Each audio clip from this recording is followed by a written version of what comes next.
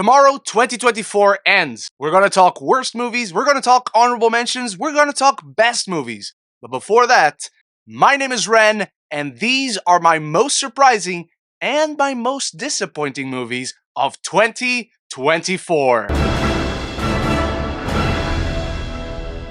Welcome back, film family, and thank you for joining me for the most wonderful time of the year. The time we get to reminisce and reflect on everything good, bad, and in between 2024 movies. I've never really gotten to speak about my most surprising movies or most disappointing movies. So for 2024, it felt like the right addition to the tradition. Now, obviously, the most surprising movies aren't necessarily my best movies of the year, just like my most disappointing movies aren't necessarily my worst movies of the year. In fact, I can tell you, I liked every single one of my most disappointing movies, and there will be some crossover when the best of the year list comes, but we'll have to wait until tomorrow for that.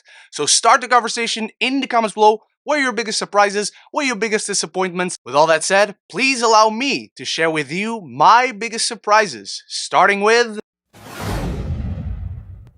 Trap is the best M. Night Shyamalan's been in years. This is a director who I've always loved just because, one way or another, his films are always an interesting experience.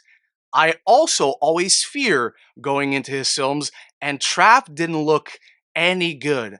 But surprisingly, by working against type with a film that doesn't really have a twist, he's just allowed to have fun with this premise, really suspending disbelief in a lot of moments, but he makes it worth it because of just how engaging and thrilling these sequences are. Josh Hartnett gives the performance of his career, equal parts intimidating and sinister, while also being charming and disarming and warm.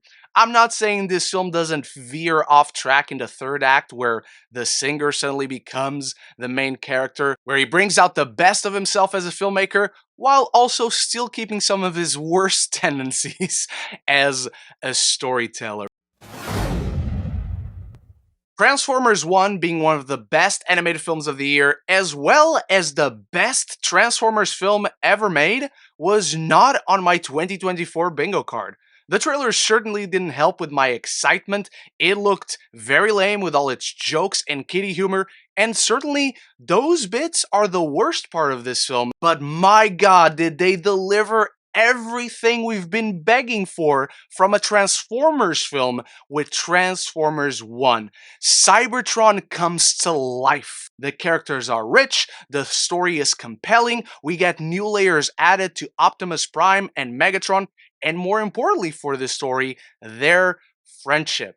I don't know if anyone else watching this ever saw the Bionicle films growing up. Mask of Light, Legends of Metro Nui, Web of Shadows. This literally felt inspired by it. Not only the story that it's telling, the way it tells its story, but the visuals. This is such great animation, and it's not afraid to get dark.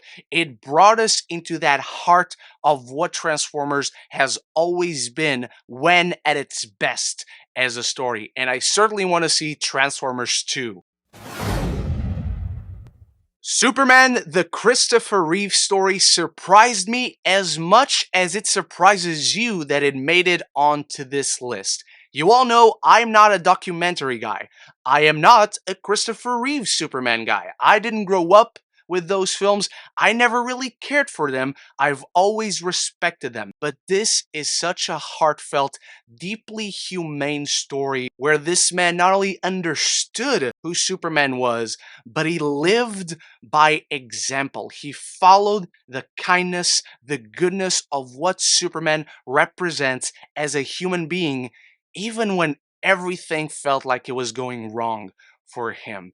A truly heartfelt, moving, and deeply respectable documentary that explores the life of a man and everything he did to try and help others, even when going through the worst of situations. There's tragedy, there's empathy, there's triumph. It's everything a documentary should be for its subject matter. And Christopher Reeve, Superman himself, shows us he truly left an indelible mark in our world, looking out for others and to help others even at his most needing times. Truly an example for all of us to follow.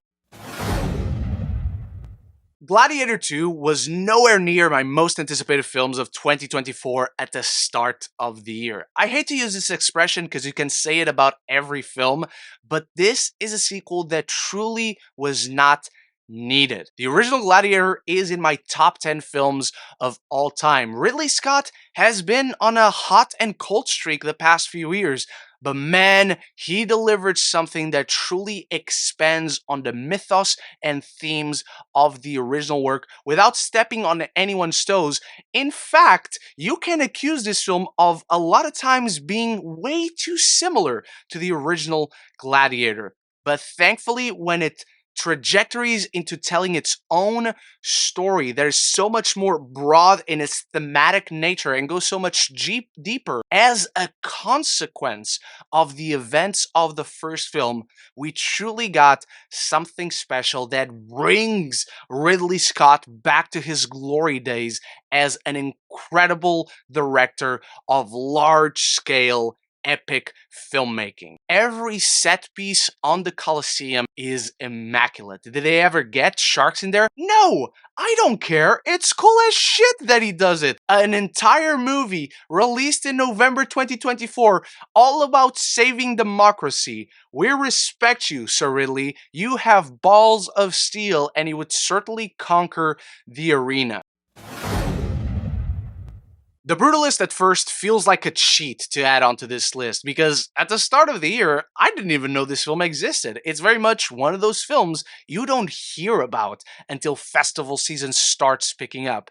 And as soon as I got accredited for my third Venice Film Festival in a row and saw this on the lineup, I knew I had to watch it because this is directed by Brady Corbett, who directed Vox Lux, but he's not really a Spielberg, Scorsese. This is not one of those filmmakers that these days in the current Hollywood landscape gets given a 3-hour and 20-minute film with intermission.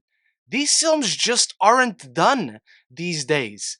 But I am so happy that The Brutalist exists. It truly is a transportative and monumental experience. You don't get films made this way these days. This isn't just a film set in a post-World War II America. This is a film that feels made in a post-World War II America. It's big, it's epic, it's grandiose, it's a film all about the American dream and how it can become the American nightmare, the ups and downs of life, the deepest sorrows, the highest triumphs, from the very first opening scene, the very first frame, to the very last. You are in awe that films like The Brutalist exist, but because it exists, it is so inspiring and encouraging for filmmakers coming into the industry, seeing what can be done. The fact that this film only costs $10 million, you not only see every cent on screen, you're scratching your head how it didn't cost any more cents than the ones you see because it's so massive and spanning and incredible. It's a journey in and of itself. We only have 3 more surprises in this video. So let's change pace and take a look at my biggest disappointments, of which I only had 3 this year. Starting with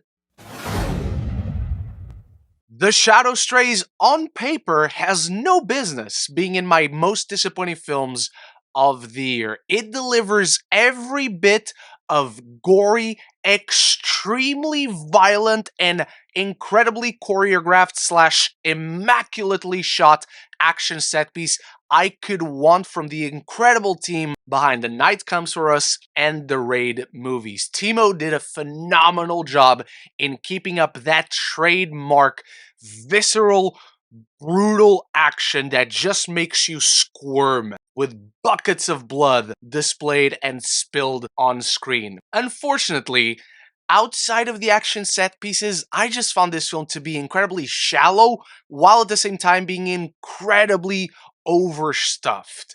It feels like it wants to create this sort of John Wick type world for its mythos, for its characters, this Black Ops organization that we're following, but it's also extremely shallow, where it presents all these different factions. It tells us how this world works. It tries to do a lot of world building, but everything about it feels surface level because it's so busy with itself.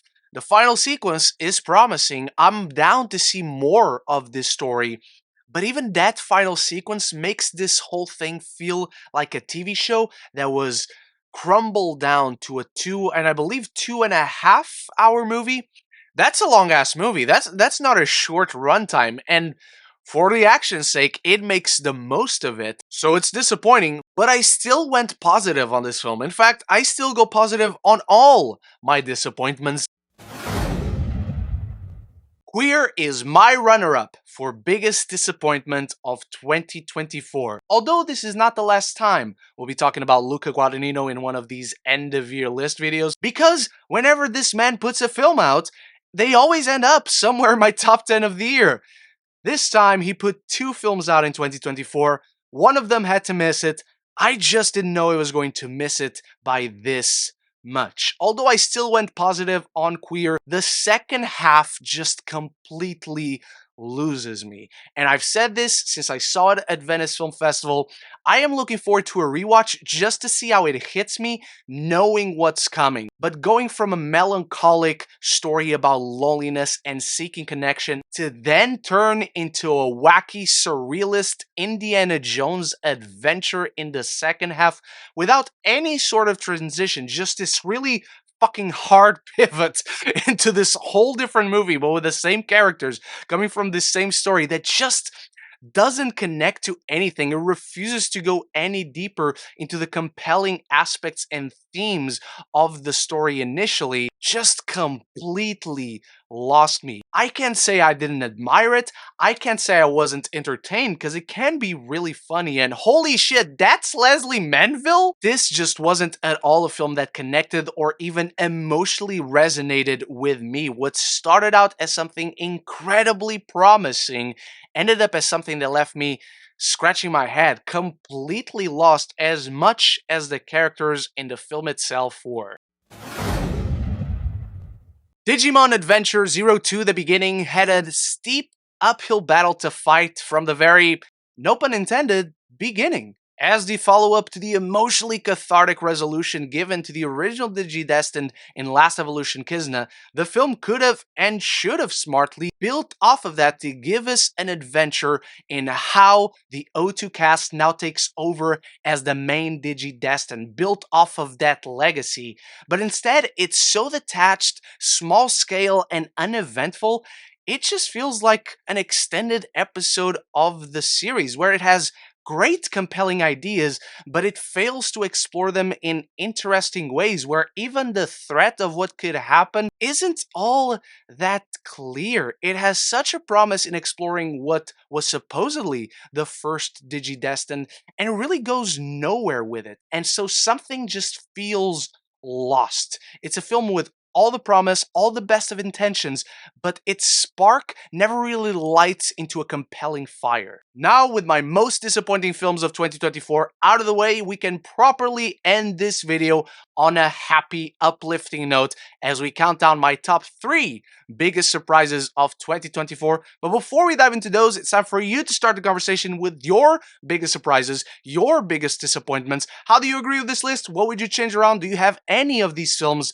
on either of your lists? Anything and everything down there. Stay tuned for the rest of the end of year list. If you want to see any of my reviews for any of these films, they should be right up here, unless I didn't do reviews from them. Or if you want to stick around on the channel, talk more movies and TV with me, this is the place to be. Click that subscribe button and you won't miss any future conversations on your favorite movies and TV.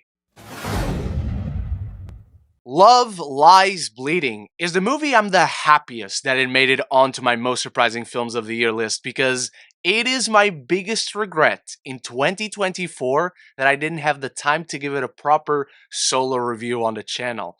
Going into this one, I was very cold on it. I was not the biggest fan of Rose Glass's Saint Maud. This is totally my shit, however. It is a moody, sexy, thrilling period piece that gets dark, that can be darkly funny, has elements of horror with great gore and use of practical effects, and it's also a very unexpected journey for both characters, played by the star making performance of Katie O'Brien and the always fantastic Kristen Stewart. Also, why don't we have Ed Harris in more movies? This man has such a screen presence. He's such a great villain. The entire movie revolves around this woman who keeps pushing herself more than she should, and this lost soul in Kristen Stewart, how they find empathy with one another, but how they're always pulled by their worst instincts. It